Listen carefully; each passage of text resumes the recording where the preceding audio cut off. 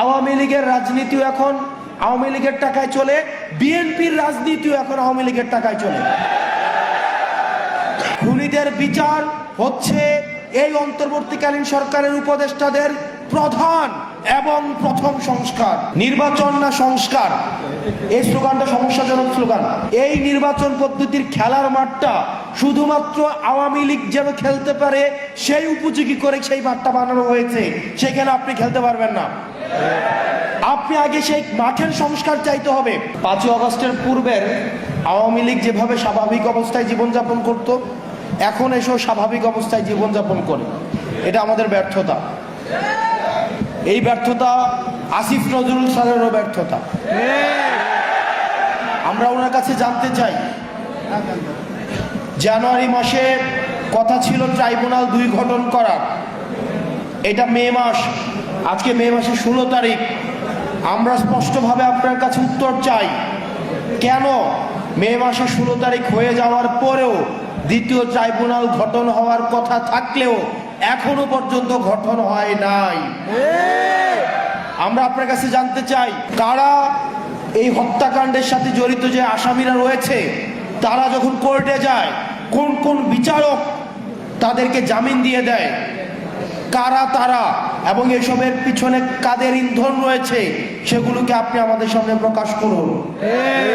আপনি বারবার বলেন যে আপনাকে ভিলেন বানানো হচ্ছে, আপনি বারবার বলেন যে আপনাকে মিসআন্ডারস্টুড করা হচ্ছে। তাহলে যে সত্য ঘটনা, আপনাকে যদি কেউ কাজ করতে না দেয়, আপনাকে যদি কাজ করতে কেউ বাধা দেয়, বা আপনাকে কাজ করতে কেউ যদি কোনো ধরনের প্রেশারে রাখে, সেটা আপনি জাতির সামনে উপস্থাপন করুন। আপনারা যদি মনে করে থাকেন অন্তর্বর্তীকালীন সরকারের উপদেষ্টারা বিচার ছাড়া আপনাদের অন্য কোনো বড় সংস্কার রয়েছেন, তাহলে আপনারা ভুলের মধ্যে রয়েছেন।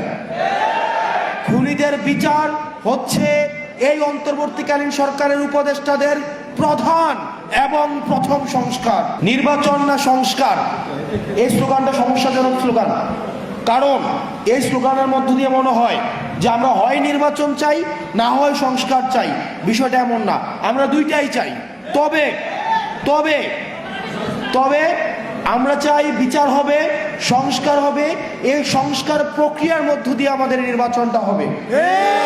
আপনাদেরকে মাথায় রাখতে হবে, আওয়ামী লীগ যে নির্বাচন পদ্ধতি বানিয়ে গিয়েছে, এই নির্বাচন পদ্ধতির খেলার মাঠটা শুধুমাত্র আওয়ামী লীগ যেন খেলতে পারে সেই উপযোগী করে সেই মাঠটা বানানো হয়েছে, সেখানে আপনি খেলতে পারবেন না।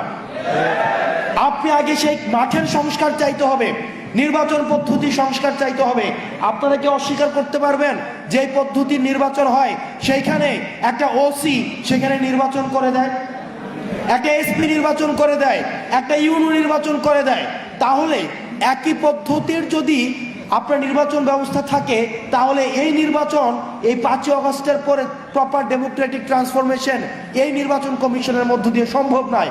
সেই কারণে আমরা আপনাদেরও সহায়তা চাই, যাতে করে আমাদের একটা যেন প্রপার গ্রহণযোগ্য ফ্রি ফেয়ার অ্যান্ড পার্টিসিপেটের একটা নির্বাচন হয়। সেটার জন্য নির্বাচন কমিশনের সংস্কার নিয়েও আপনারা কথা বলেন।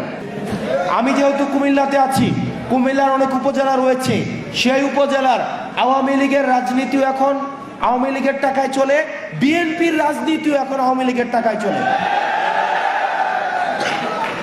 এখানে বিএনপির আপনারা যারা রয়েছেন, আপনারা আমাদেরকে শত্রু জ্ঞান করেন না, এটা আমি আপনাদের ভালোর জন্য বলছি। কুমিল্লার অনেক উপজেলা রয়েছে যেখানে সব দলের রাজনীতি এখন আওয়ামী লীগের টাকার কাছে বিক্রি হয়ে গিয়েছে। তাই অন্তর্বর্তীকালীন সরকারের কাছে বলতে চাই, এই আওয়ামী লীগের অর্থনৈতিক কাঠামোকে আপনি ইনট্যাক্ট রেখে আপনি কখনোই সংস্কার কার্যক্রম এবং নির্বাচন কার্যক্রম আপনি যথাযথভাবে ঠিক করতে পারবেন না।